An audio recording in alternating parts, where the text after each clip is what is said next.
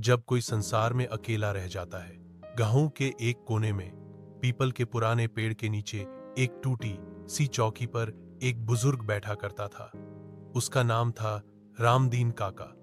सफेद दाढ़ी, कमजोर शरीर और झुकी हुई पीठ, लेकिन आंखों में अब भी एक गहरी चमक थी।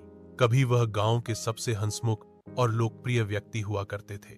उनके 4 बेटे थे, एक बेटी और भरा पूरा परिवार। पर समय की मार और अपनों की बेरुखी ने सब कुछ छीन लिया। बेटे बड़े हुए, पढ़े और शहरों में जाकर बस गए। शुरू में चिट्ठियां आती थीं, फिर फोन कॉल और फिर बस खामोशी। बेटी की शादी हो चुकी थी, लेकिन वह भी ससुराल में व्यस्त हो गई।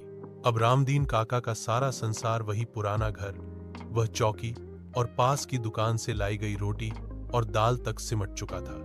गांव के बच्चे कभी कभी उनसे बातें करने आते और वह उन्हें कहानियां सुनाते, उन दिनों की जब पूरा आंगन बच्चों की किलकारियों से गूंजता था।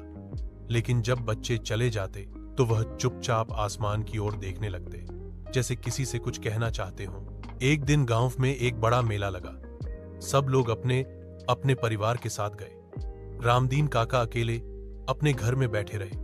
उस दिन उन्होंने चौकी पर बैठकर कुछ लिखा, एक चिट्ठी। अगली सुबह जब गांव का एक लड़का दूध देने आया तो उसने देखा रामदीन काका वहीं बैठे थे, पर अब कोई सांस नहीं थी।